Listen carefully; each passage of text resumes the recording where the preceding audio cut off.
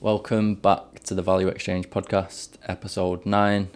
Today I'm joined by Jordan, who is a former professional and current semi-professional footballer, and also owns his own nutrition business. So he's a performance nutritionist, generally works with pro footballers, semi-pro footballers, bit of both, and as well as working with different athletes, long distance runners, cyclists, and probably, do you do any general population? Quite a few, not many. Yeah, More not many. athletes, but Yeah. So mainly working with athletes. And today I've got him on because I want to talk about fueling for running. So half marathon season's coming up. And I want to take the guesswork out of nutrition, basically. So I've brought Jordan on today. He's an expert in this field. So we're going to jump into it because I feel like there's been a massive boom in running. Everyone's interested in it. Everyone's got the training plan, but when it comes to nutrition, I wouldn't say many people know what they're doing, so I'm going to help you with that today. So Jordan, welcome to the podcast. thank you for having me. First, can you tell us a little bit about your footballing and educational background? Yeah, so as short as possible. Grew up playing football, so from kind of the age 11, then joined Rochdale's Academy at 14, was there right through to 18s. Didn't get a pro contract there, ended up with a pro contract at Stockport County. I was there for 3 years, then I went to Colwyn Bay in Wales for a year. Then I was at Solihull Moors in Birmingham, again playing National League Conference for a year. And then been local since, so FC United, Hyde, was at Everton College briefly, and now I'm at Trafford FC. So that's a bit about me. In the last kind of 13, 14 years. So you play for quite a few clubs there. What's it been like moving around to different clubs? To be fair, once I came back local, so initially when I was at Rochdale, I was there for years, so you grow up with the same players who kind of come through the system together. Then when I went to Stockport, that was my first big change. So obviously at 18, Rochdale at the time decided that they didn't want to take my pro contract, and then the offers were Stockport County in the Conference Prem, it's now the National League. Go to America on scholarship, or go to trial at Notts County, who were in League Two at the time. But I've been living up in Rochdale in digs just to save me the travelling. So what I thought is I'm going to come back home, go to Stockport County and try my hand at being a pro, like kind of fresh. I've not come through the system there, so they only see me as a pro. Went there, did quite well in the first year, played 44, 45 games as an 18, 19-year-old, which is rare at that level. Ended up staying there another couple of years, and then it was time for me to kind of go away. Went over to Colwyn Bay, which was a step down in league, but I'd had a few injuries. I needed to just get a bit of trust back into my body. Kind of in between all that, Stockport had gone part-time, which is when I started the educational journey. So I started on the sports science degree, which through the PFA, which is Professional Footballers Association, they funded it for me. Wow. So I was doing it distance learning. So it took me, rather than like a 3 years BSc, it took me 4.5 years. So I was doing 18 months for every full-time year. So then by the time I went to Colwyn Bay, I'd been doing it 2 years. So I had a decent understanding of certain mechanisms and stuff like that. So I was starting to get into looking after my body a bit better. By that time, I was kind of 21, 22. Played a full year there, got some trust back into my body, then went back up to the National League at Solihull, which is Birmingham way. Travelling there for, I think I was there about 7-8 months. And then the manager did so well, he got a move. He went to Grimsby. New manager came in, had his own ideas. So then I said, it's not really for me. The travel versus not playing, I'd rather be local. Come back to FC United, where I'm a local lad. I've been in Manchester my whole life, so I knew a lot of the players there anyway. Stayed there for 18 months, and then I was at Hyde for 5 years after that. And then similar, a lot of the players came, like, they'd played for both teams, so I knew them. I'd either played against them, played with them, just knew them growing up. And then went to Everton College for 6 months. Didn't really work out, and then I've been at Trafford since December 2023, so just over a year. Which is good. I linked up with my old manager that was at FC United, and a few of the players. It's 2 miles from my house, so can't go. Seems ideal that. Them paying for your degree is quite quite a perk. I had a touch because I was looking, and obviously everyone knows what uni fees are. I think they wanted a contribution at the time. I think I paid something ridiculous, like £400 a year. So no student loans, no student finance on that. And they kind of, because they wanted more footballers to go into the industry, and kind of, it got me thinking about life after my career before, like very early. And I was only 19, and I was thinking like, right, I know this isn't going to last forever. So I'm going to have to do something else. Plus, selfishly, I was interested in it because I thought, how can I make myself better? Like, what's going to give me an edge? And then the more that I developed my learning, I kind of finished that in 2018. And I was like, right, I've got a broad knowledge now, sports science, but I don't have a deep knowledge into any area in specific. So I thought, right, I'm going to go and do, is between at the time, S&C or nutrition. I've been going to the gym from 14 at the time. I was, I think, 25, 26. So I had a decent understanding of the gym already. Nutrition, not as much, because obviously you only get what you learn at the club, social media, stuff that you've tried yourself and worked. Thought I want to really understand it a bit more. So I did the masters in that for a year full time at MMU again. Finished September 2019, and then obviously COVID hit a couple months later. So that's when I started up the business. I was sat at home. I thought, I've not got anything to do. Excuse me. But I've got this knowledge now. I want to start applying it in different areas. So built the business, started going on. Everyone was doing Zooms and that type of stuff. I was working at a gym at the time, so I was getting kind of an understanding of how to trial stuff with Gen Pop clients, and then picking up athletes on the side. So then March 2022, my son was born, and then a few months later, probably 3-4 months later, I decided I'll just go full time with the business, and then started doing that. Give me more time at home, and made me go way into what I wanted to do. Kind of just took a leap onto it, and that's what I've been doing since. Yeah, I was going to say that must have given you quite a lot of flexibility, and you kind of doubling down on, right, I'm not Gen Pop, I'm not a bit here, a bit there. You're just like athletes, and a bit more specific, a bit more niche to double down on the business. Yeah, I think I always knew, like, deep down, I was going to work with athletes anyway, because it's a world that I've been in a lot of my life. So naturally, I just understand it, and I'm drawn to performance and that type of thing. So when I was working with Gen Pop clients, their goals didn't always excite me. So as much as I wanted them to achieve their goals, I was like, it's not stimulating me personally. I'm like, right, it's good for them, but I want to be challenged as well. I want to be as invested as they are. So then when I went to the performance, I was like, right, this is my area now. And I think just having my son kind of pushed me into doing that, because it's like, right, I want to spend more time with him at home and with my missus, but I also want to be doing something that I enjoy, so when he's older I can tell him, look, I just went for it, and this is kind of the way that I want you to live as well.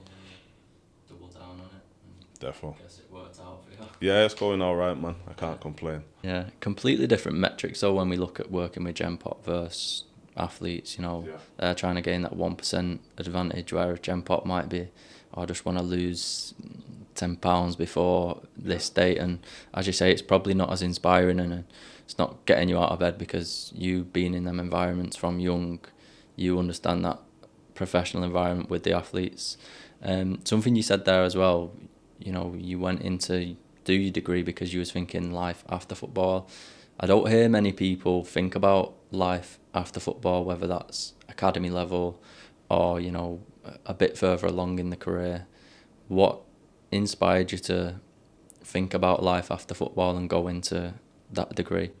I think, to be fair, I always enjoyed my education. So like through school and stuff, when like people saying, "Oh, I hate school" and all that type of thing, I was like, I enjoy school. Like I enjoy having a laugh, but I also enjoy the learning, and I'm competitive by nature. So if someone was better than me in the class, or if someone could do something or knew something that I didn't know, I wanted to go and find out, and a bit of a thirst for knowledge. So even once I finished, I knew eventually I was going to go back to education at some point. I just didn't know when it would be. So then the club went part-time at Stockport, and I thought, right, I've gone from, I'm still 19, still living at home, but now I've got all this time on my hands. I've gone from training full-time to now Tuesday, Thursday evenings, and maybe definitely a game on Saturday, maybe a game midweek. So I've got basically 3 days of the week plus the weekend and a lot of the day free. So it's either go and get a job or study and then start a career. I thought, well, jobs that I'm going to get, because I don't really have any experience apart from football, is probably just going to be at the moment a retail job, which didn't excite me either, or I can go and do the degree. So I was looking around. At first, I was big into athletics when I was growing up, track and field. My brother used to run sprinter, so I followed Michael Johnson, and kind of he was one of my idols growing up. And he had a performance centre, so they've got one, he's got a few in America, but there was one in Loughborough, and they work on biomechanics. So initially that's what I wanted to go into. How can I make people faster? How can I improve people's performance? Just so happened that the sports science course obviously covered biomechanics, and it all kind of linked together. So I joined the course thinking, right, I'm going to go into it and enjoy the biomechanics. The more I started going into it, I thought, you know what, I enjoy this other side a lot more. Still, the biomechanics is interesting to me, but this was just a bit more personable. Like, you can personalise it a bit more. It's better for everyone, and it's a bit more free rather than biomechanics. There's only so many ways you can do things, whereas nutrition, there's 1,000 ways you can do the same thing. And everybody eats. Everybody's got an opinion. Everybody wants to know. I'm big on food myself, so I thought, this is a good way to kind of go into it. But I just think I always wanted to be prepared with something, because I knew that at any age, my parents had told me that, I've seen it before, you can get an injury which just wipes out your whole career. You've got nothing to fall back on, or whatever could happen. We've seen like the politics of football, you might just end up dropping out of the game anyway. So it's always good to have something else alongside it. So that would be my advice to some young players as well. Yeah, for sure. I like that, because, you know, if you wait until something like that happens and you're scrambling around, you've got to, I mean, you studied for, obviously it was a bit longer than 4 years, but essentially a bachelor's and then a master's degree. You know, if you wait till you're out of football to then do 4 years, you're not going to get a job till you've got experience. You know, it's longing that out. How was learning and playing at the same time? You sounded like you had a lot of free time, so... The sports science degree was relatively easy in terms of flexing it around everything, because it was distance learning. The deadlines were quite stretched.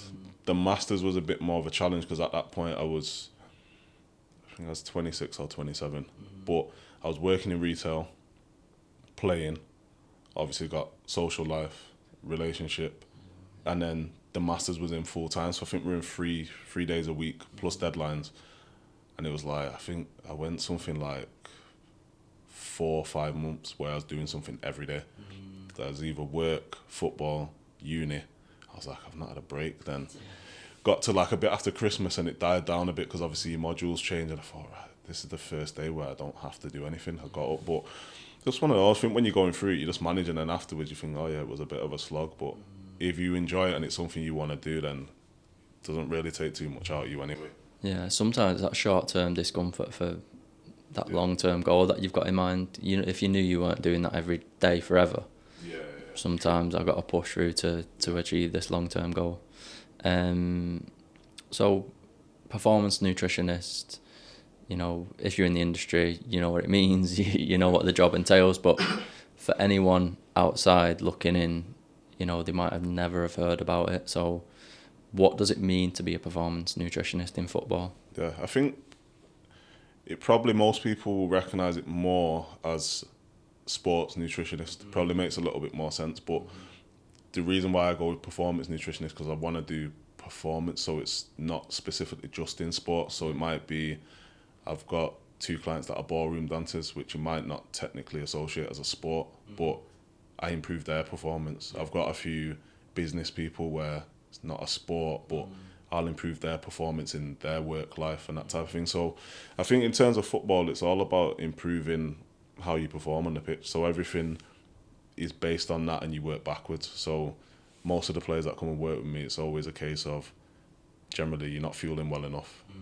or you're not recovering well enough. They're pretty much the 2 main things that are going to influence your performance. And then once we've nailed those, then we start looking at what are the 1% we can change. But those are kind of the 2 big blocks where if you get those 2 right, your performance is going to kind of match where your skill level is. I think a lot of the time you've got really talented players that can't perform consistently at the level that you think they should, just because the fueling's off or the recovery's off. So the body can't actually handle the load that they're trying to put on themselves. So getting them foundations right almost first, and then focusing on, right, how can we get the edge? Yeah. I think everyone looks at it the wrong way around. So everyone, if you were to say sport nutrition to someone that's in the street, for example, they're probably going to say, oh, supplements. That'll probably be the first thing that comes to mind, where they should be the last thing. So I would say it's like a pyramid, and supplements is the top of that.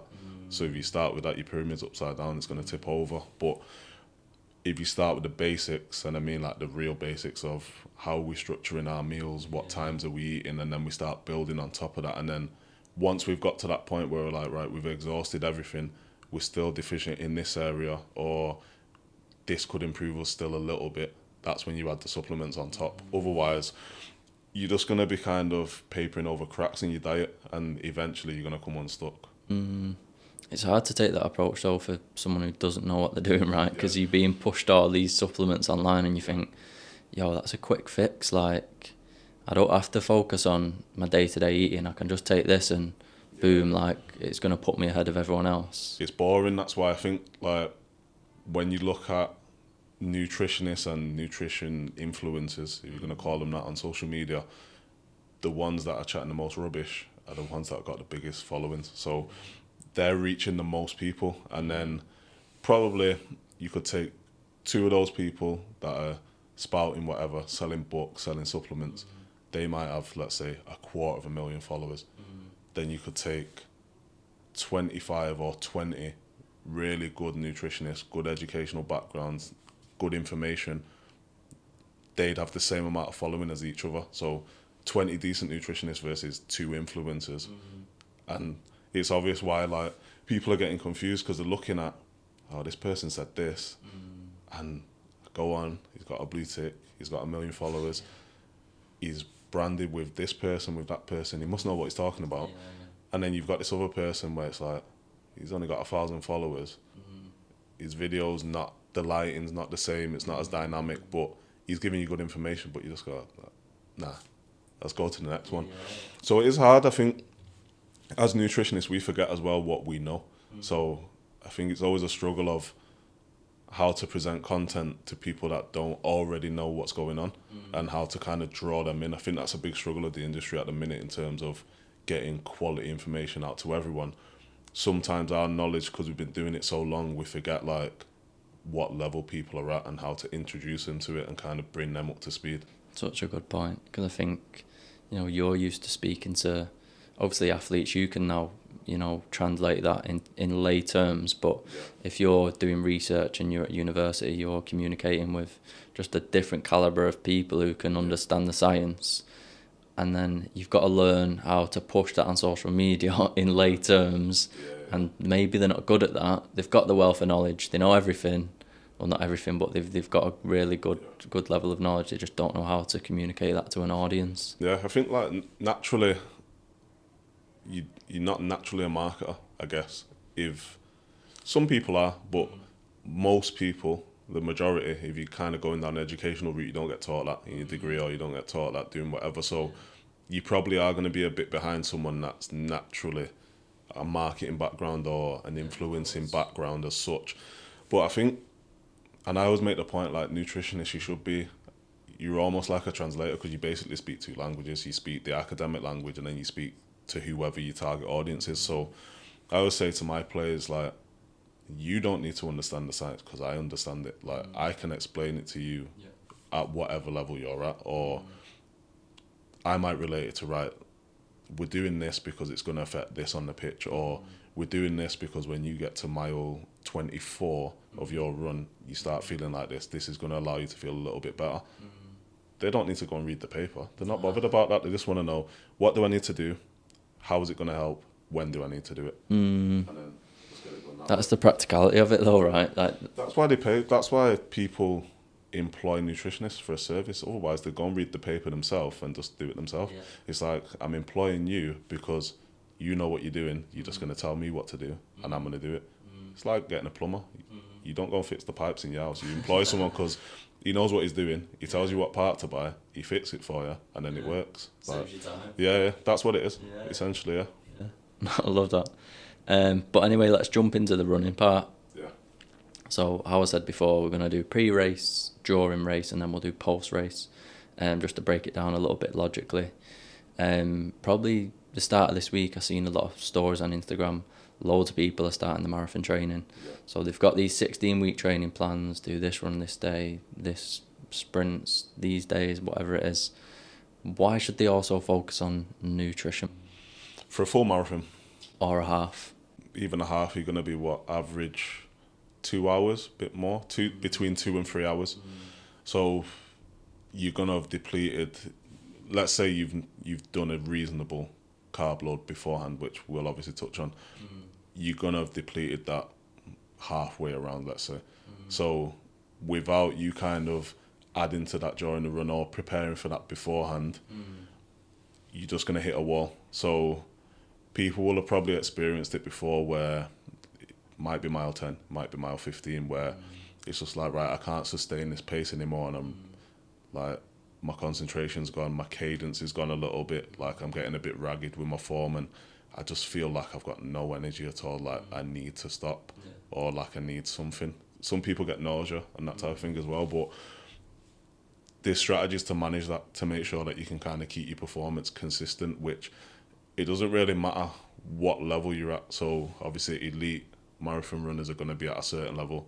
If you're completing it in 4 hours, you're still going to use a similar strategy. It's just going to be over a longer period of time, because you want to basically be the maximum that you can be. You don't want to be, right, I've done all this training, and by the training methods I should be able to complete a marathon in 3.5, and I'm now completing it in 4.5 because an hour and a half in I had to stop because I was getting a cramp, or I just felt nauseous, or I was hitting the wall and I needed to go and stop and get something along the way and I wasn't prepared. So you're doing all the training anyway, so you need to give yourself the best opportunity to perform but also recover.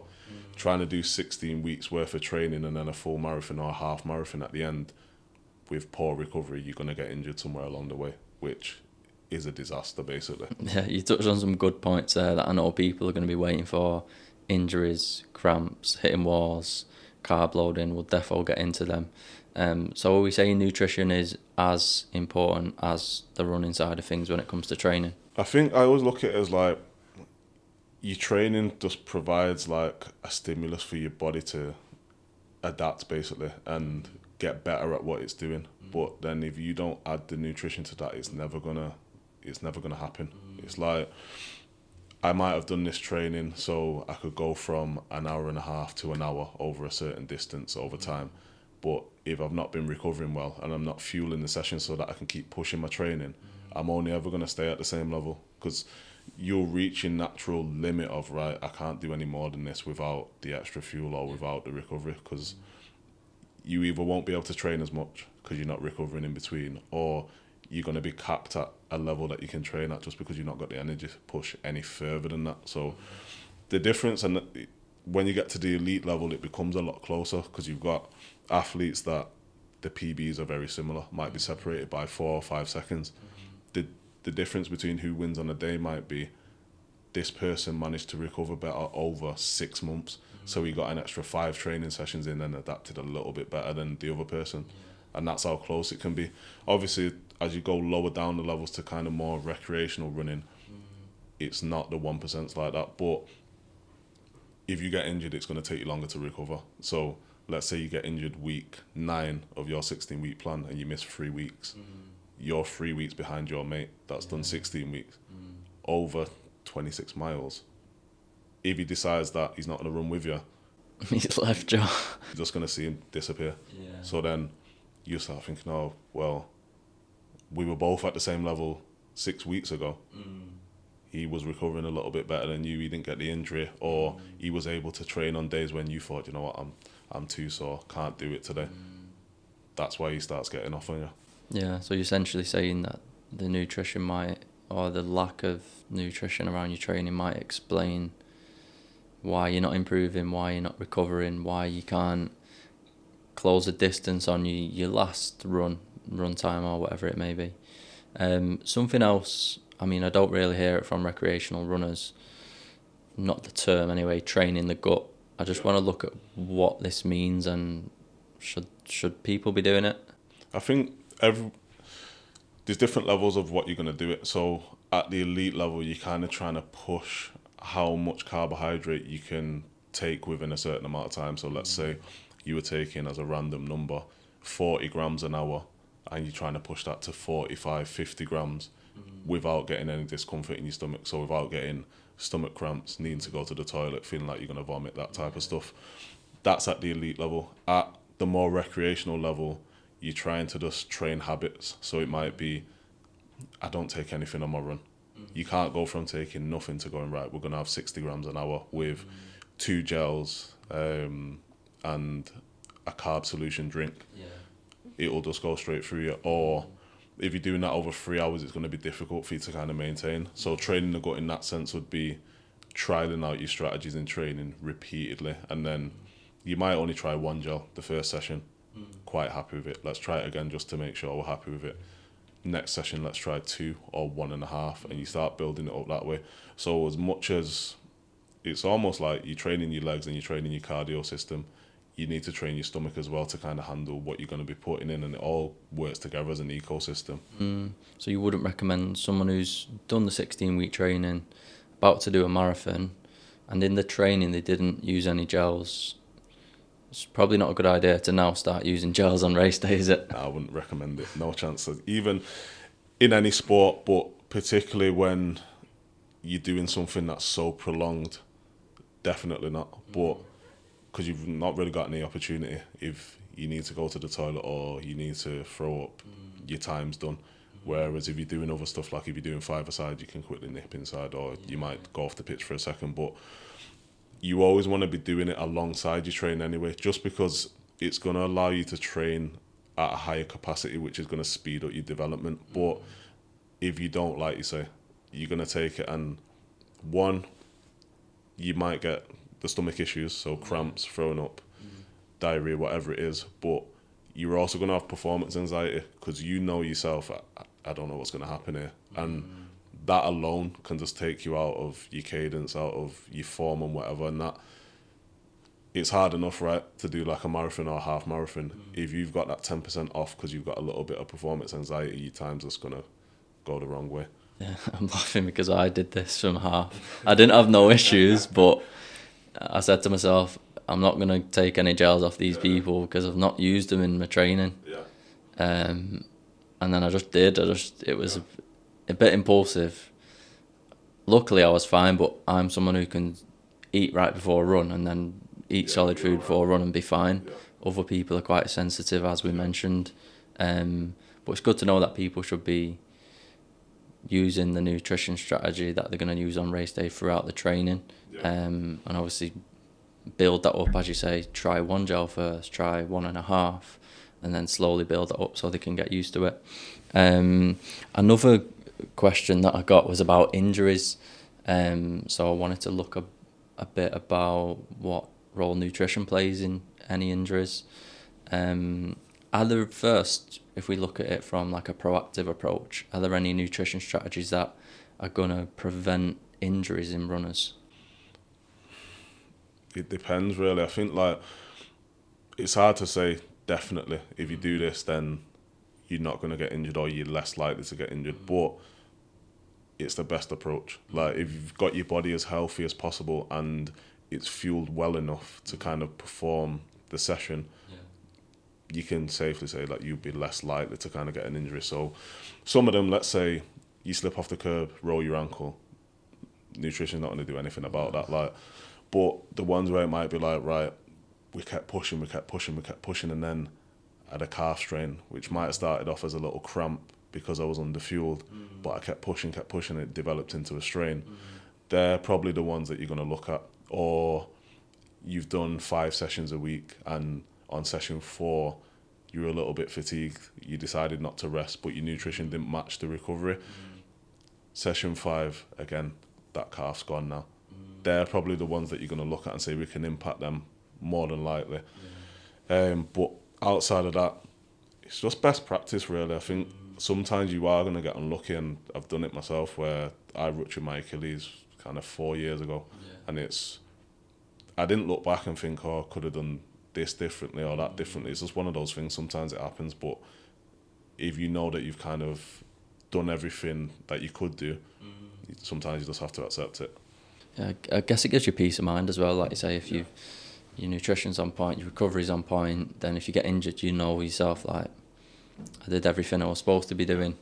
But no, I like the point about recovery. You know, if you're not recovering properly after sessions, which a big part of that is nutrition, you might be more susceptible to injury risk in your next session, which might be, the next day. Definitely. And I think hydration plays a massive part in it as well, because what people don't realise is the more dehydrated you get, not only from a performance standpoint, when you're running, your concentration goes, so that might be where you do slightly overstride, and that does stretch your hamstring a little bit too much, and then you've got a bit of a strain. So there is that side of things as well, where it'll have a bit of a knock-on effect of, you want to kind of maintain your form as best possible, because that's how you've trained.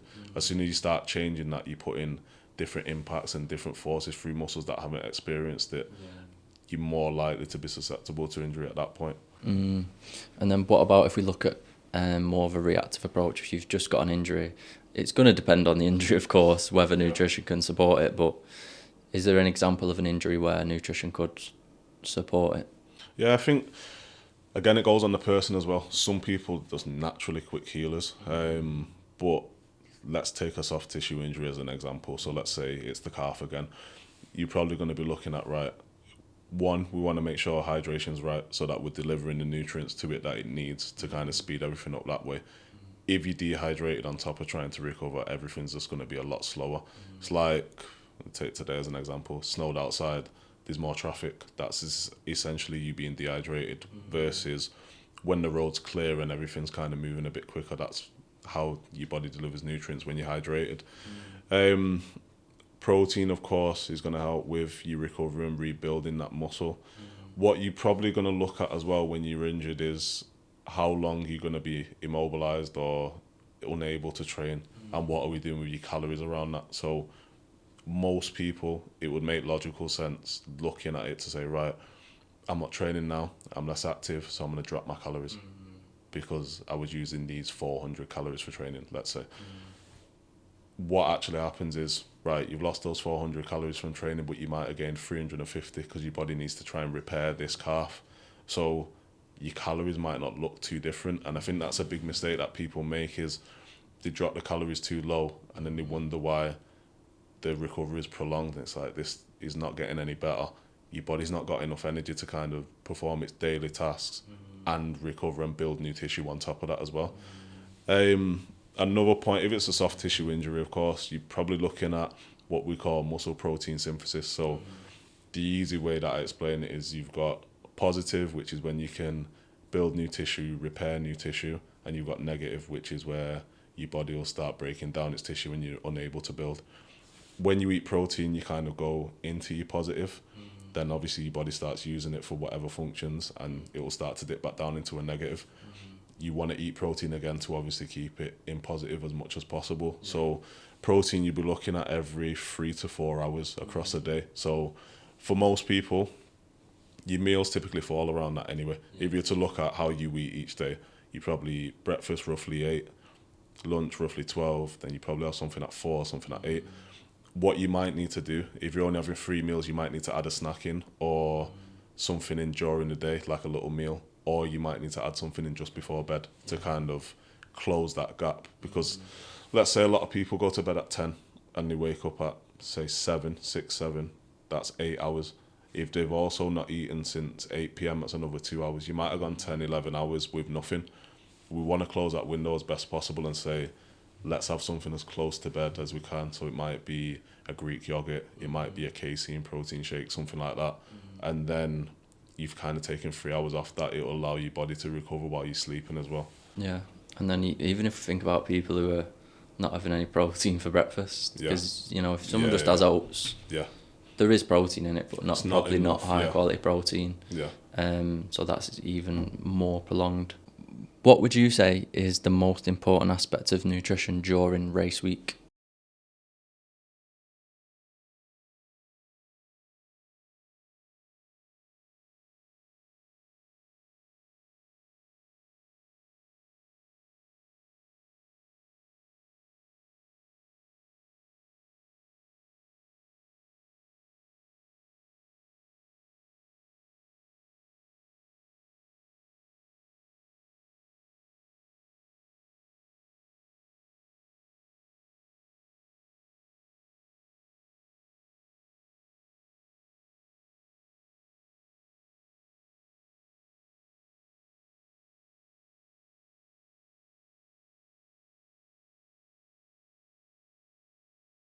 Mm.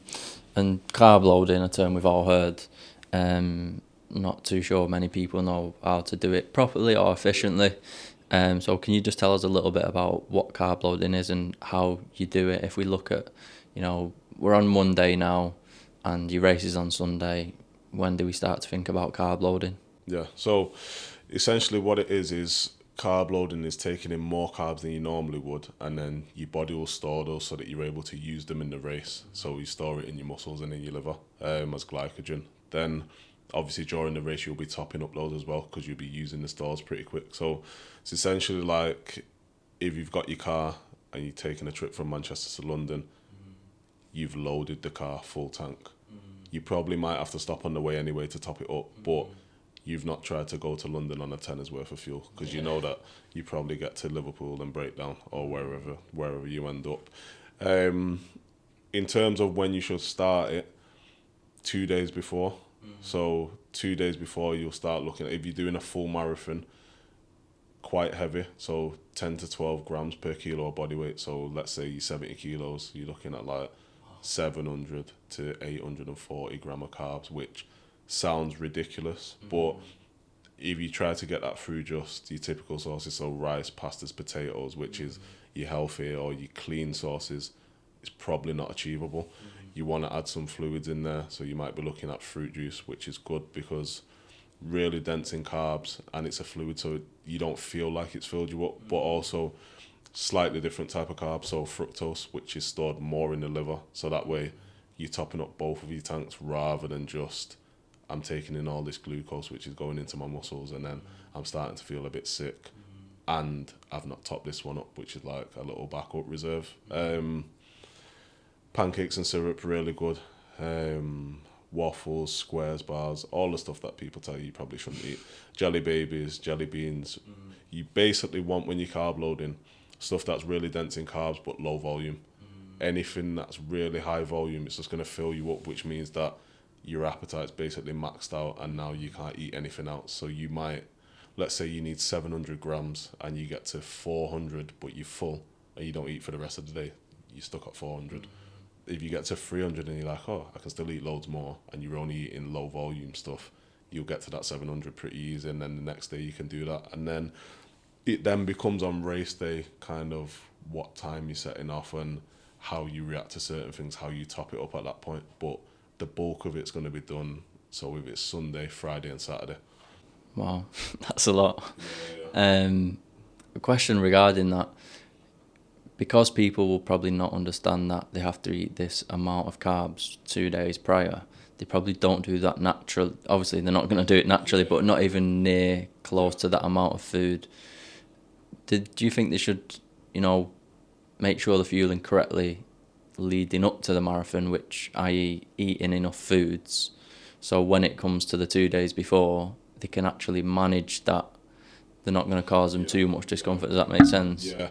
So it's essentially another way of training the gut. So what I'd say is, as you're training, you're kind of upping your distances anyway. So once you get into those higher distances, probably trial your loading as well. The same way that you're going to trial your race strategy, you want to trial your loading, because similarly, it might be you have pancakes and you never had them before, and then the following day it's like, right, my stomach's gone now. And you've messed up your whole race week based on the fact that you've tried something that you never tried in the first place. So you probably want to try it 2 or 3 times. You don't want to try it loads because it is intense, but you want to have an idea that, right, my body can handle this. Even if you do like a 3/4 load and you go, right, I've only got to top it up a little bit extra, which I can do with fluids, you know that you're there or thereabouts. But yeah, just to kind of understand the way that you can get it in, because otherwise a lot of people, if you tell them the number, they'll think I'm not going to get anywhere near that, because when I'm on MyFitnessPal, normally in the day I'm getting 150 gram of carbs or whatever, and now I'm looking at getting 6 times that, 5 times that. Is it going to be 5 times the amount of food? Which, no, but it's 5 times the amount of carbs. So it's how you can kind of manipulate that. So it's starting with the end in mind, really, isn't it? Yeah. So looking at, right, doing a marathon, this is the strategy I'm going to use. I'm going to need a carb load. These are the types of food I'm going to need. Right, let's try and incorporate that throughout my plan. So when it comes to it, I'm not looking at 700 gram of carbs and thinking, no way can I eat this. I think if you've got, like you mentioned before, if you've got the 16-week training plan, it becomes so easy to adapt your nutrition around it, because you can see, right, these are my heavy days, like in terms of distance, I can carb load a couple of days before just to try it, or when I'm out, I can try this during that run, and then I'll try it again here. So once you kind of got your calendar and you know these principles, you can put them in place and start saying, right, I'm going to try this on this day, see how I feel. You might make a note of it just to say, right, I like this one, it was the 4 out of 10, whatever. What I'd say as well on that is, when you're trying your gels and stuff, if you're going to be taking gels from the marathon themselves and not your own, figure out what brand they've got and try that, because it can make a difference in terms of, do you use slightly different ingredients. So you might be comfortable saying, I can have a 40 gram gel. It's still a 40 gram gel, but it's slightly different in what they do, and your stomach just doesn't react well to it. So you want to prepare every detail as close as you can. That must be why they provide free gels Yeah. in the marathons, because then they know people who, I know I can react well to this, I can buy it in my training plan. Yeah. Smart marketing.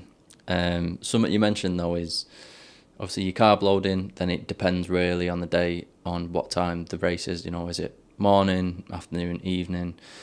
How does the nutrition strategy you employ kind of vary based on what time you're running?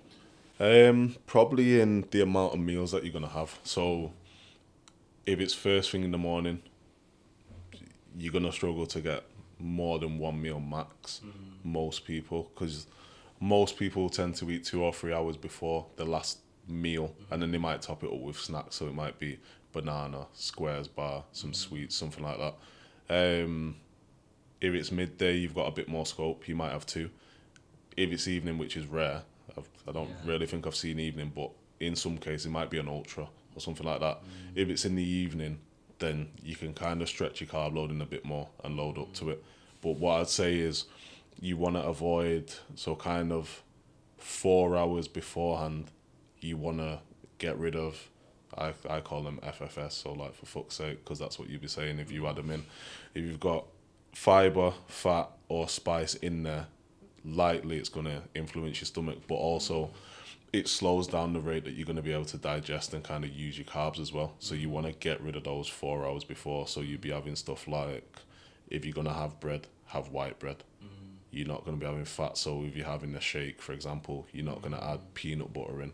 You're not going to have anything that's too spicy, because it'll upset everything else. So they're the ones that I'd avoid in kind of that 4 hour window and leading up to that. But you want something that's really simple, that you can try loads of times, you can transport it, because you're probably going to be traveling to wherever you're going. So it might just be something as simple as, right, I'm going to have banana, or I'm going to have a jam sandwich, or I'm going to have a bagel with jam, and just it's wrapped up, ready to go, and I can take that in the morning. Yeah, making it simple as possible, I guess. Yeah, I think you've got to think about the logistics. So it's all good and well coming up with this grand nutrition kind of strategy, but then what does it look like in real life? So I might be saying, right, no, you're going to get up and you're going to make this breakfast and you're going to do this. And then it comes to the day, it's like, right, the traffic's mad. I've got to get to this point, so I've got to leave 45 minutes earlier than we'd planned. Now I've not got time for this, and that's affected that. And then my whole strategy's gone. Whereas if it's simple and you can prep it the night before, it's going to take a maximum of 3-4 minutes for a jam on toast, something like that. Everyone's got a few minutes to kind of make that, just wrap it up and have it on the go. No, I think they're really good suggestions. I see a lot of people, obviously when I did half in October, people posting eggs for breakfast and peanut butter on toast. And what are we saying about that? Before 4 hours prior, maybe okay, but yeah, if you're gonna, let's say your race is midday or early afternoon, you probably will want something that's a little filling to get you through the morning, and then a bit later on you're then gonna top it up with your carb snack. But first thing, I'd avoid it definitely, because it's just gonna sit on your stomach, and no one wants that feeling of when they're running, I feel like I'm a bit full, and again, it's just throwing off your concentration, and even if it's 1-2%, it makes a big difference. Definitely. Caffeine is another big one. Something Dan mentioned on the podcast actually when he came on, talking about the system that uses caffeine, takes so long to, use before you wake up or something. Should runners be consuming caffeine pre-race, and if so, how much? It can help, yeah. I think very dependent on the individual, because depending on whether you're a habitual coffee drinker or your sensitivity levels will be a little bit different. So whether you notice that, debatable. Some people really don't react well to it either. So some people are really sensitive to caffeine. So if you give them a little bit, that can affect their stomach. So I think if you are going to have it, you need to have it throughout the strategy so that you know how everything reacts together. Because like I said before, it's an ecosystem. So anything that you're introducing to it, you need to know how everything else is going to react around it. Typically, you're looking at like 3 to 6 milligrams per kilo. So someone that's 70 kilos, you're looking at kind of 210 to 420 milligrams, which sounds like a lot compared to what most people have, because I think a Red Bull's 95, something like that. But the shots that you get, typically 200. Yeah. You can get little pills, which are good. I wouldn't really advise people to get caffeine powder, just because people's measurements are normally off and it can get super dangerous with that. So probably stick with shots. You've got caffeinated gels as well. So what a lot of people do is split the dose. So they might have half pre-race, and then if they've looked at the data, they might say, right, around this time I start to have a little bit of a lull, have a caffeinated gel or a shot at that point, and just pick themselves back up. So I think, depending on the individual, have a look at if you've ran that distance before and you've got a bit of data, or you know yourself, right, I get to this certain point and I'm just flagging a little bit, like my head's going. Maybe try adding it in there on a training run, see if you notice a difference. But it's definitely something that can help in terms of endurance, 100%. Well, that's good to know. And so basically, we should be trialing out everything in training that we're going to do on race day, whether that's caffeine, the amount of carbs you're eating, the type of food you're eating, whatever that is. We're just trialing that out right through the training period before race day. Yeah, you want to be as comfortable as possible. So one, it might actually go wrong, but even if it doesn't go wrong, there's a possibility of that, which will affect you mentally, which when you're covering these type of distances, and it can be lonely doing that, you need your mental to be on side as much as possible. You don't want in the back of your mind, let's say, for example, you start to tie and you go, oh, is it because I did this different than this? And then you start spiraling and your performance is just gone at that point. It's hard to recover once you get to that kind of spiraling mindset. So you just want to make everything as routine as possible so that it almost becomes second nature and it's a bit autonomous. So I know I've packed my bag, I do this, and then by that point you're not even thinking, oh, you're just looking, right, I'm at this period, I do this, this and this, carry on, I'm at this period.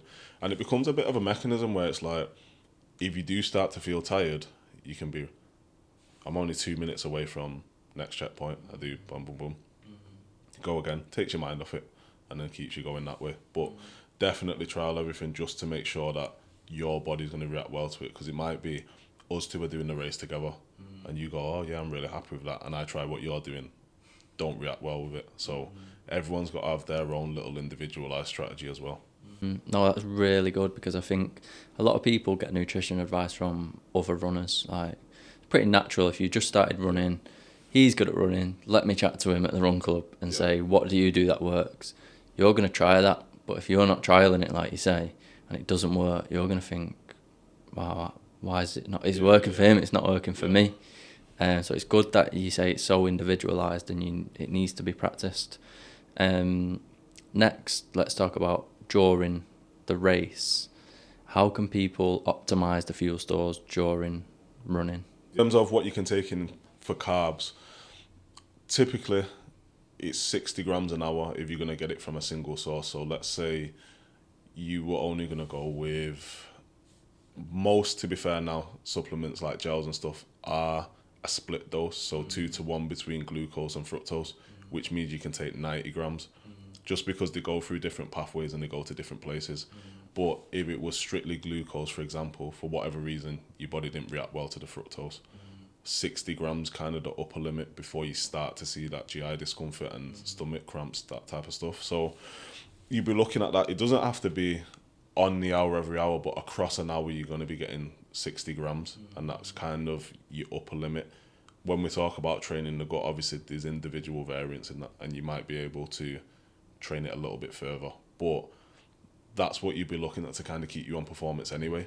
In terms of if you can get a dual source and you're running for kind of over 2.5, 3 hours, 90 grams per, and how you split that up is up to you. It might be you want 90 grams exclusively from gels, you might want it exclusively from fluids, you might want it from solids, you might want it from a mix. So, and you might want it on the hour, you might want some on the hour, some at half the hour.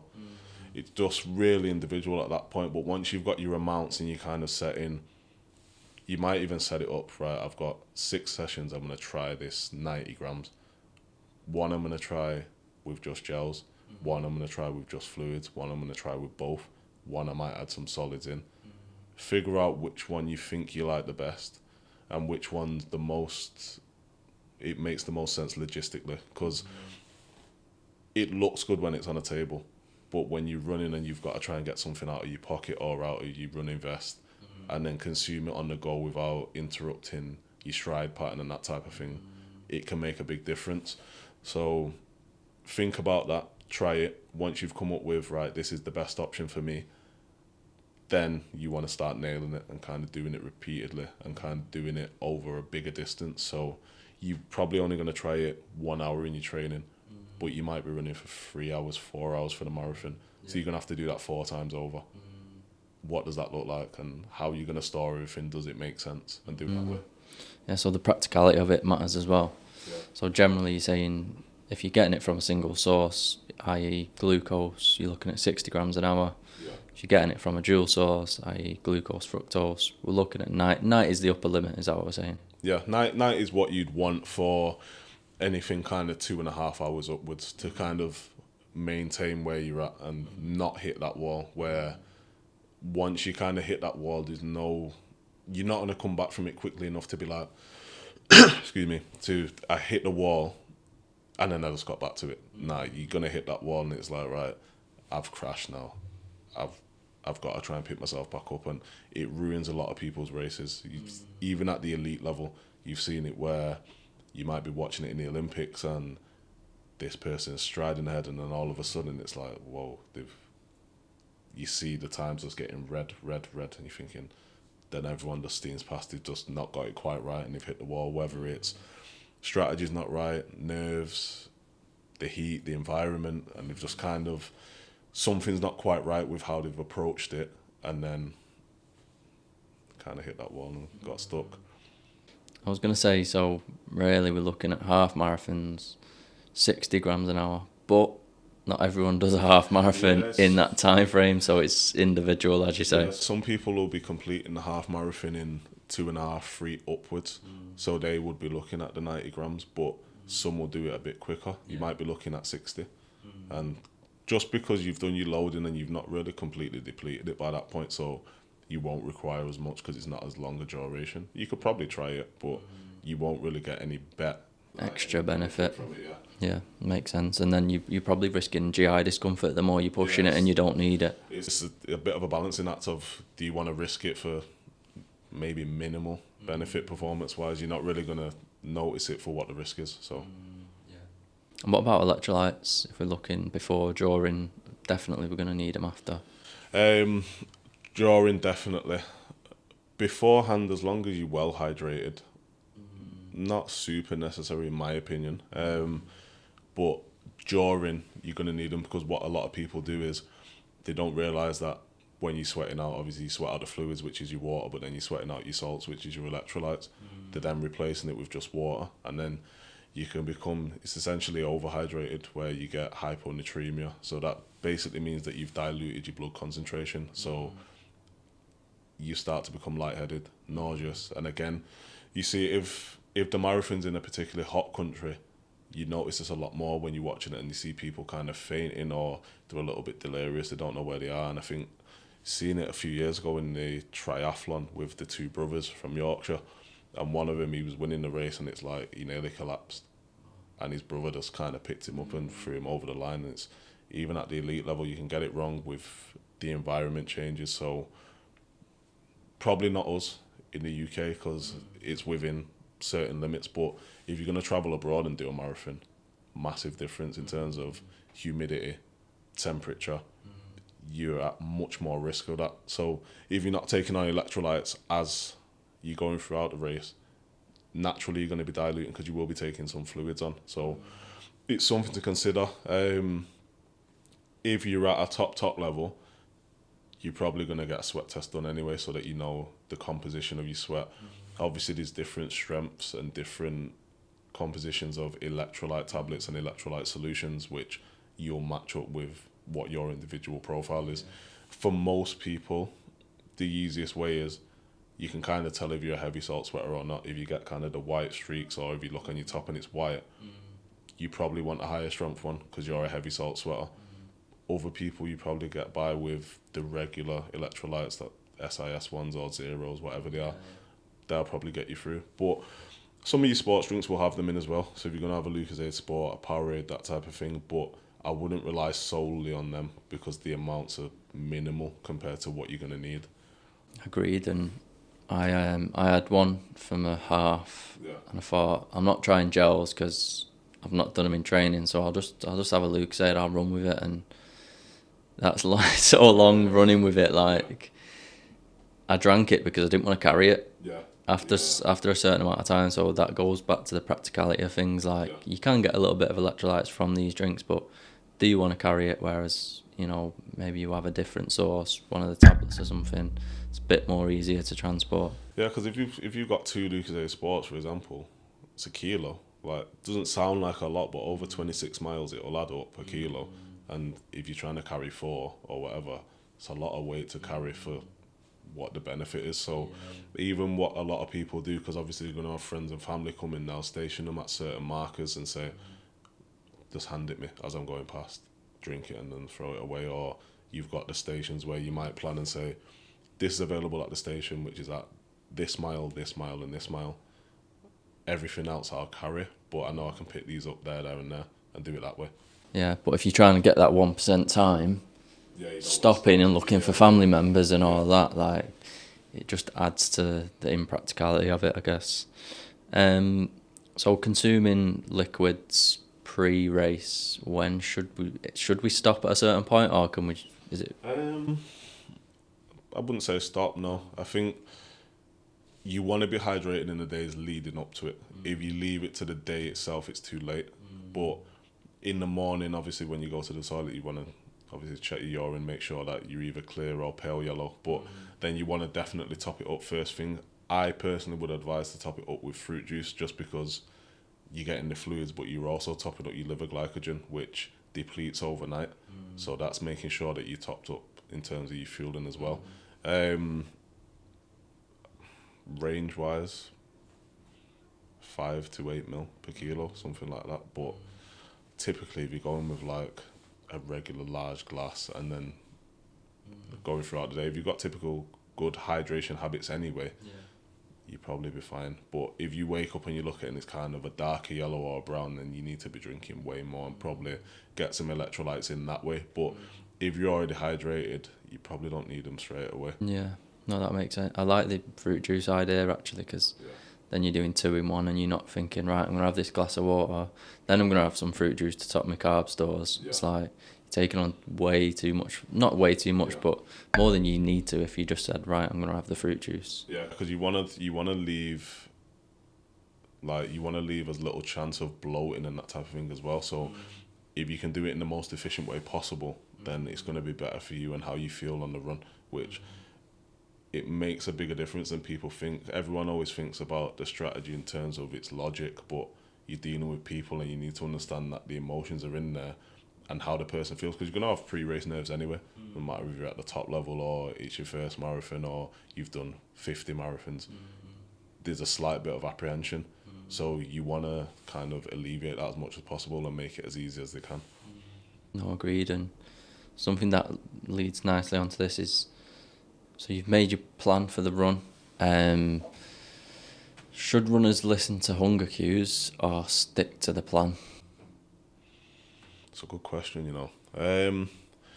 I think if you've trained it well enough, your body will start to react to. You'll probably be getting hungry on schedule, which is typically what I've had with clients in the past, where it's like before they didn't have that, and they maybe were getting mixed signals. But the more that they've dialed in with kind of honing this strategy over a long period of time, it's like sometimes I don't have to look at my watch because I know I'm coming up to that time because my body's reacting to it and I'm ready for it. So there's nothing wrong with, obviously you might be expending a bit more than you thought you would, and you might be a bit ahead of time. There's nothing wrong with adjusting the plan as you go, but it's just about having the plan kind of rehearsed as much as possible, that you know when to flex with it, rather than just being like, I feel like I'm starving, and I nail all of my gels in that first hour, and now my stomach's gone, and I can't complete the race anyway.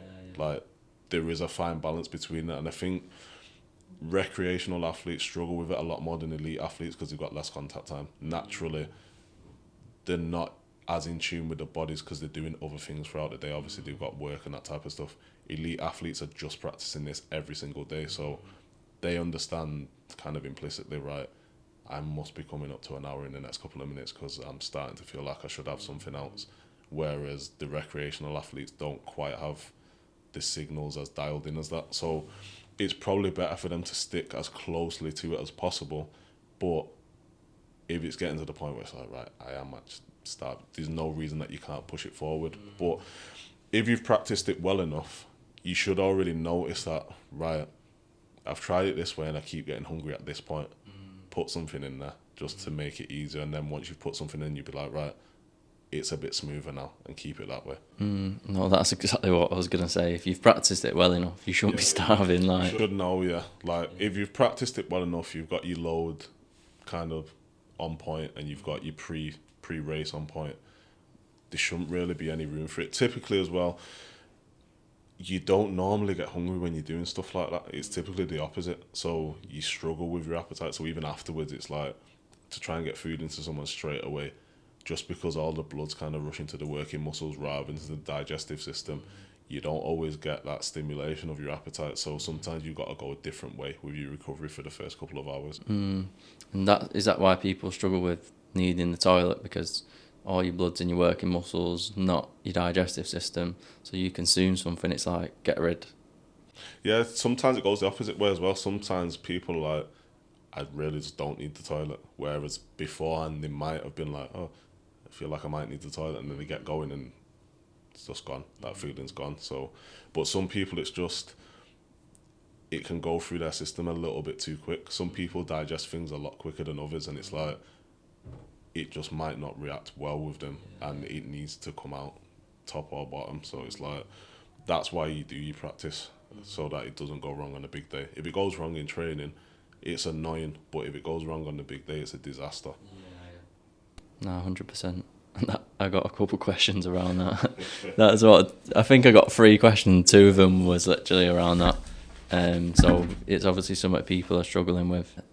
Alternatives that are just as good and practical. Yeah, I'd say try different gels, because I categorize them as, you've got obviously solids, which will be like your jelly babies, jelly beans, sweets, that type of stuff. Some people might go with like flapjack, even that type of stuff. It's a bit heavy. I think you're probably going to go more with like a sweet or something like that. Then you've got your liquids, which is obviously self-explanatory. Then I call them semi-solids, your gels. So you've got the ones that are more like clumpy texture, and then you've got the ones that are almost liquid. So play around with it, different brands and stuff, because you've got the ones where it might just be a little bit kind of more runny and more liquid that you can get by with. Gels are probably the most practical in terms of what you get for the weight and the transportability, versus liquids. You can get a massive amount in liquids because obviously you can make up your own carb solution, but it comes with a lot of weight. Solids, you can get a reasonable amount for a small setting, so you might get like, whether you go with Haribo's, jelly beans, jelly babies, there's dedicated ones. I know that SIS do beta fuel cubes, which are pretty good. I've tried them. They're basically jelly cubes, but I think for a packet, which is 6 cubes, it's 60 grams, I think, which is really good. It's just about whether you can chew while you're running, like if that's practical for you. Obviously, your liquids are going to get into your system a lot quicker, followed by your gels, followed by your solids. Not a massive difference, but it will make a slight difference. So if you don't like gels and you don't like any of them, you've got to toss up between. I'd imagine that you're probably going to go with liquids, because if you don't really like gels, you're probably not going to like solids either while you're running. So you want to go with liquids. Lucozade Sport's only going to give you 32.5 for 500 ml, which is, if you want to be trying to have 3 of them, it's too much. Probably make up your own one. So whatever kind of supplement site you're going to go on, you'll be looking at a formula, a carb formula, which is 2-to-1 ratio glucose to fructose, and then obviously it will have the instructions of how much is in each scoop, but typically you'll be getting somewhere between 60 and 90 per 500 ml, which is about what you want to be getting anyway. So you can buy like a powder, is that what you're saying? Yeah. So each brand will have their own version of it, but you want to obviously try it to make sure that it sits well in your stomach, but definitely look at kind of 2-to-1 or 1-to-0.8 ratio glucose to fructose is the one that's kind of the gentlest on the stomach. Oh, there are some really good recommendations. And one thing I noticed when I did the half, loads of people are giving out food, on the way around, and you're like, I would like one of them, but Not now. yeah. What would your advice be on that? Like, I think it's different for different people, because I've had clients before where they're like, I can just eat on the run, and they're like, I'd prefer to go with solids and then obviously some fluids. And the more taking the fluids because they want to be hydrated. If they could probably do it all solids, they would. Then I've got others that are like, I'll never touch solids while I'm running. So very individual. I think you can get it 1,000 different ways. You can mix all 3. You can go with exclusively one or the other. I think you're going to have to take some liquids on anyway for your hydration. So it makes the most sense to have some carbs in your liquid. Otherwise, it's an extra thing that you've got to do. You'll end up doing solids and semi-solids, or solids and gels plus liquid for hydration. Whereas you can do liquid for hydration and carbs and then top it up with gel or sweets, whatever it is. I guess it's knowing yourself. Yeah, I think food-wise, it's not as practical as everything else. If you're really going for a time, if you're doing it more leisurely, then obviously you can slow down and kind of eat. It's a bit more enjoyment. But if you're doing it and you're a bit more competitive and you've got a time that you want to try and hit and you're kind of trying to get every edge you can, food's probably not going to be your first port of call. Yeah, no, that's a good point. Something you mentioned there, like consuming for hydration during the race. Is there an amount we should be aiming for, or is that going to depend on how much you're sweating, etc.? Yeah, I think that's where you want to start trying out kind of your sweat rate and that type of thing. So if you're lucky enough that you're training in the environment that you're going to compete in, so let's say you're training and you're going to do the Manchester Marathon, the conditions aren't really going to change. You might do a little sweat test on yourself. So you might say, right, I've weighed myself before, like immediately before the run. Whether you're going to do it fully clothed or before you put your clothes on. Probably say, do it in as minimal clothing as possible. Weigh yourself, so let's say it was 75 to make numbers easy. You go out for an hour's run. You know how much you've drank. So let's say you've drank 500 ml, which is 0.5 of a kilo. You then come back and you're like, right, I'm 73.5 minus the half kilo which you've drank. So it would be 73. You're losing 2 kilos an hour, which is 2 litres. That would kind of inform your rehydration strategy, but you're going to be somewhere around that in terms of making sure you're not dehydrating too much during the race. Otherwise, again, you start to come into kind of, your performance will dip anyway, but like I said before, your cognitive function will go. So that affects everything. Your stride, making sure that you're on strategy, all that type of thing. So I think that's an easy way to do it and make sure that you're not sweating massively. Most people are not extreme sweaters. I think if you are, you know by now. Yeah. And then you kind of match it. But it's one of those where you kind of got to play it by ear as well. A lot of it's so individualised, and that's nutrition sometimes. So we've just finished the race. We're looking to optimise recovery. So we're not the one that's going to go for a beer and celebrate it. We're looking to optimise recovery. Where do we start? So the first 4 hours are crucial in terms of your body's more sensitive to taking in more carbs and kind of resynthesizing your glycogen, getting those stores back up. So you want to take advantage of that. It will make you feel a lot better. Most people won't have an appetite for solids straight away. Plus, logistically, you got to go through a big crowd, all that type of thing. Personally, I think the best protocol for kind of that first hour, because you're looking at between a gram to 1.2 gram of carbs every hour for those 4 hours. If you can kind of add protein to, especially that first one, it'll help with the absorption, but also your muscle recovery as well. So let's say you're going to go like 40 grams of protein with 1.2 gram per kilo of carbs. You can get that in a shake. Like whether it's an actually dedicated recovery shake or you've made it up yourself with whey protein and some carb solution. That's your first protocol because it's pretty easy. It also allows you to rehydrate as well. Milk's really good for it. If you drink milk, chocolate milk, strawberry milk, the ratio's pretty bang on. So you can get that in. You can buy it from anywhere. Makes it easy. After that, your second hour, you might now have your appetite.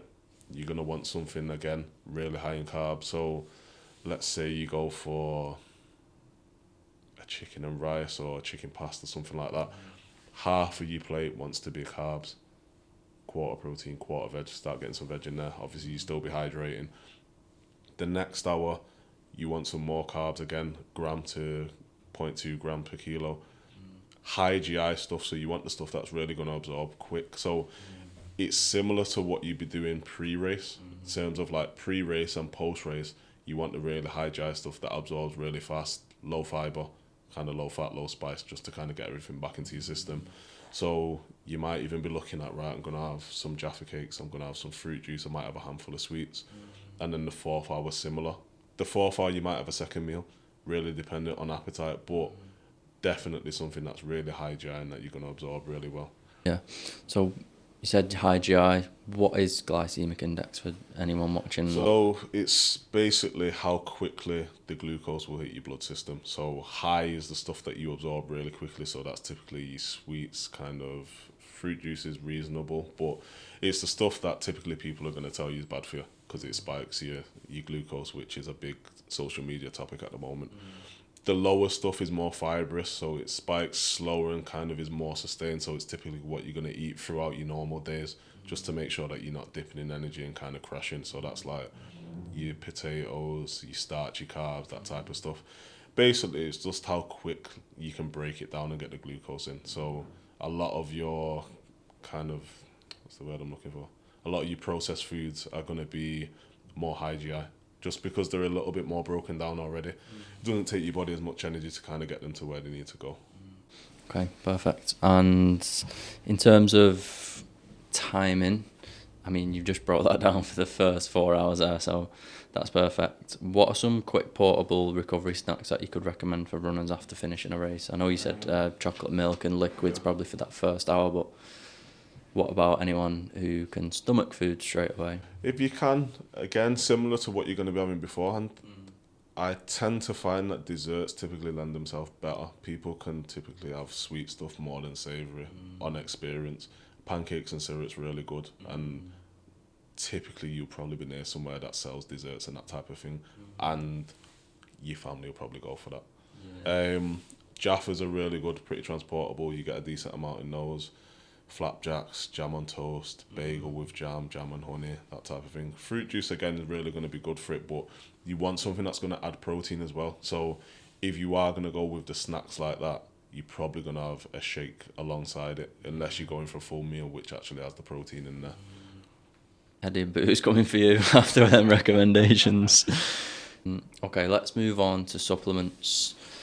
You said before, like they're the final 1%, the last piece in the pyramid. First, we need to get the foundations right, and then we look at them sort of as a last, not last resort, but essentially as the last thing we're considering. Are there any supplements or ergogenic aids that you're going to recommend for runners?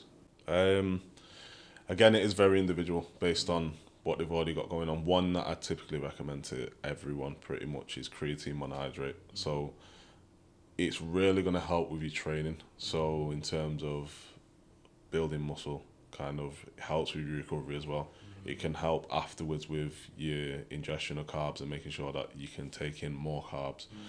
Really good for cognitive function, especially if you've got low sleep. So if you're someone that's got kids or you really struggle to sleep with nerves the day before, it'll make sure that your performance deficit's not massive. So it'll kind of close that a little bit. Really good for immune health, which when you're training a massive amount, when you're going through kind of a period of intense training, your immune function can be impaired. So you're more likely to pick up colds, illnesses, infections. So it's something that can help you to battle with that as well. But creatine's one that I kind of recommend to everyone. Yeah, for sure. And what about someone, does it matter about the form of creatine? I know a lot of people feel sick when they take the powders and stuff like that. You can take, first of all, creatine monohydrate, like no other form of creatine is going to stack up against it. You can take it in the pills. It's just really inefficient. I think it ends up being like 12 pills. I know there's gummies on the market right now. I've not really looked into them, to be honest, but I don't imagine they're really going to be better than the powder. Just put it into something. Some people dry scoop it, which is fine. Some people put it into a shake. Dry scoop it as in? If you put it in, I think if you try and mix it in like a glass with juice, it doesn't mix well. But if you've got it in a shake or a smoothie, you're not going to notice it. I think you're only going to notice it if it's only that going into like a juice or something. And is the amount important? Your packaging is going to tell you to do a loading phase. You don't have to. So essentially the loading phase would be 20 grams for 5 days, followed by a maintenance of 5 days continuously. You can just go straight to 5 days. What it will do is, one, it allows you to build the habit a lot easier, because trying to remember to take something 4 times a day after you've never taken it before is difficult. Plus, if you've already built up kind of, I take it the same time every day, and that's just become a routine, it's a lot easier to stick with. But it will also kind of reduce, because you will retain some water with it, which is what a lot of people get scared of. If you're loading, that'll obviously be a lot more pronounced. If you're only doing 5 grams a day, it's not as noticeable. And after 3 weeks, you get to the same saturation anyway. So if it's not time critical, just go with the 5 grams a day. If it's a little bit more pressed for time, you need to see the effects quicker, then go for the loading phase. Okay. And other supplements that I've noted down, omega-3s, this is like thinking about recovery now. Omega-3s, turmeric, and then beetroot juice. It's not really a supplement, it's more something that can maybe improve recovery. Yeah, omega-3s, I think a lot of people should be taking them anyway. If they're not consuming oily fish 3 times a week, 2-3 times a week, then you're probably going to be deficient in that. Really good for kind of your brain and heart health and allowing recovery, that type of stuff. So it might be something that you look at. A lot of people get bloods done and just make sure that they're not deficient in that. But if you're not eating your oily fish kind of a couple of times a week, you can assume that you're going to be deficient. So you can start supplementing with that. Turmeric, again, is going to help with your immune system. So like we said, your immune health's going to be a little bit impaired. It's also good for kind of inflammation. So your training is going to spike if you're training for a half marathon or a marathon. That inflammation, just taking the edge off it, might be helpful for your recovery. And then beet juice, really good for kind of, if you're doing long training or if you're doing kind of your actual race day, you're going to be taking that beforehand, just to open up the blood vessels, allow more oxygen to flow, and just help with your endurance, really. So that one you'll be looking at taking kind of 3 hours beforehand. So again, logistically, what does it look like if your race is first thing? I think, what's the earliest you're going to start a marathon? Probably 9. You could probably get up at 6 and it'll manage. So yeah, you're looking at kind of 2 to 3 hours beforehand for your beet juice. Beet juice is nasty.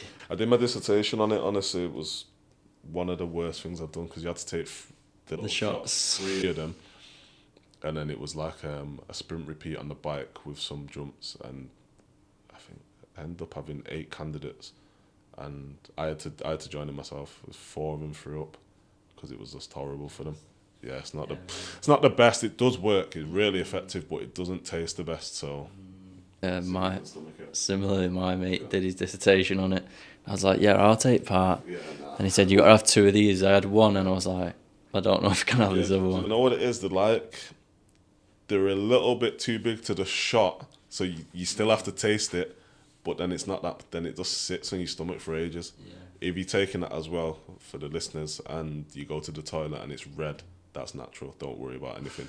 Yeah, it comes through. Don't be concerned. Yeah, I don't think too many people are going to be taking that up anyway. that's more of your top end stuff. Yeah. Yeah, for sure. I guess last thing, fasted running. I know sometimes it's just a preference for people. Some people can't stomach foods in the morning, but just thought we'd have a quick look at fasted versus, taking on some breakfast before you run. I think it's got its place in your training schedule, because what it will do from like a physiological standpoint is obviously it will allow you to adapt what you're using when you're running, so it can make you a little bit more efficient at saving those carbs until you really need them at a high intensity, because a lot of people are really inefficient and running at low intensity when they should be using the fat stores, which are obviously massive compared to how much you can store carbs. They're actually using the carbs, so then when it comes to try and have a bit of a kick, there's no fuel there. So it can be helpful to kind of add them in every now and again to make sure that your body's able to switch between those fuels. Like you said, sometimes it's just a necessity. What I wouldn't do is become habitual in doing that and rely on it, particularly if you think that your marathon might be first thing. You want to get into the habit of trying to have something, because on the day you're going to need to have something, because you won't be able to do it fasted, but it can have its place across a training program for sure. Just goes back to doing what you're doing in training, doing on race day. I think once you've kind of nailed your strategy, and this is where it starts to get more to you looking at your pro level and above, you will be adding in kind of your fasted runs or tweaking what you do with your recovery just to make your body a little bit more efficient at doing certain things. But in terms of your performance, what it's going to do with your fasted, you're going to be limited at how hard you can train anyway. So if you to constantly do it, you're never going to be able to push past a certain period. It's like what we said at the beginning. If you don't fuel your training right, you're only going to be capped at a certain ceiling. So then let's say it's 70% of what your actual max is. You're never going to be able to actually grow and expand kind of what your body's able to do. I know a lot of people who do the fasted runs, so whether they know the science behind it and the benefits, so that'll be super. I think people think like typically you probably will burn more fat on the run because that's all that you've got stored if you've not done a carb load and then fasted run. But once you start eating, people think they're going to lose more weight with it, but it's all about your calorie balance, and it makes no difference really. Yeah, that's something me and Dan discussed about. Is it the diet or the caloric deficit that helps you lose weight? And it's always about energy balance, and people don't understand that. Now, just some general questions for you that are non-nutrition related. What's the best piece of advice you've ever received? That's a good question. These are questions you can't prep for. That's a good question. I think just always kind of, it's a cliche one, but treat everybody with kind of respect and how you want to be treated. I think like it's easy for a lot of people when you get to a certain level in doing anything to kind of look down on the people that are not quite at that level. But I think for me, one of my big things has always been, particularly now that I'm a little bit more experienced in this field, but especially in football where I'm vastly experienced, any kind of people coming through that are a lot earlier in their journey, just giving them as much knowledge as possible. So it's almost like be the person that you wanted when you were younger. So you kind of want to show up for everybody else like that, because no one does anything alone. It's like you've always got to have help along the way somewhere. So if you can be that person that can provide help or a platform for somebody else, then why wouldn't you do it? So I think. Yeah, I love that. Especially you probably have quite a lot of people looking up to you that you don't even realise. Yeah, do you know what? I think now, like, because I'm 31 now, and I think it's just gone all of a sudden. I've gone from being like one of the younger ones in the change room at football to all of a sudden I was like, right, one of the more experienced and senior ones. And just naturally the way I am, I just found myself kind of seeing things and giving advice, and people were receptive to it. So I always think like I'm never going to push advice on anyone. I'll offer a suggestion once, and if you take me up on it, then I'll offer some more. But if you don't want me to, I'm not gonna like push it. I'll leave you to it. But I'm always open for people to ask me questions or to try and develop their knowledge. I'll help as best that I can. Probably comes with a certain level of responsibility when you're one of the more experienced ones in the changing room. Definitely. But yeah, I agree with, you can't, if people aren't ready to hear advice. Yeah, you gotta leave them to it, yeah, because eventually they'll need to hear it from someone. It might just be that you're not the right person to give them advice, and I've had it before with, even in the nutrition side, clients have been like, it's not the right fit. So sometimes, on like a consultation, I'll speak to them. I'm like, I could help you, but I'm not going to be the best person to do it. This person would be better, or this person would be better based on how you communicate or whatever it is. Some people, sometimes you just don't click. So it's just one of those things. Yeah, for sure. Last question. If you could recommend one person for me to have on the podcast, who would it be? You know what? I've got two people that might be good for it. Okay. We've got Wayne Richardson, I don't know if you've heard of him, does S&C with footballers of all levels, and he's been doing this for many. I first met Wayne when I was 14, so that tells you how long he's been doing it, and I think he's been doing it from beyond that. Really good guy, well respected in the industry. He's someone that has a wealth of knowledge and knows everyone. And then another one is James Fawn, who ex-City player. He now runs, I'm gonna mess up his name, Football Factory, Manchester, coaching youth footballers. And he's really knowledgeable, does really well with the youth footballers, so that'll give you a bit of a different side of things as well. Okay, so James Fawn and Wayne Richardson. Yeah. I'll get in touch with him, therefore. I'll let him know. We'll be reaching out. And lastly, where can people find you and your services? Obviously, a lot of recreational athletes might be watching this, so I don't know, who you work with exclusively, so it might just be a case of explaining that. Yeah, so I work with athletes at all levels. I think anyone that's trying to improve the performance, I work with. Like I said before, providing that it's going to be a personality match and I'm able to add value to what they're doing and they're happy that I'm the right fit for them. But you can find me at Oba Nutrition, so oba.nutrition on Instagram. I think it's Oba Nutrition everywhere else with no dot, or just Jordan Fagbola on LinkedIn. So all of that will be in the description below. Thank you, for coming down and having a chat with me. I really appreciate it. A lot of knowledge there just shared for free. So, we're trying to give as much value out as possible, especially with, all the myths of nutrition on social. So I appreciate your time coming down today. Nice.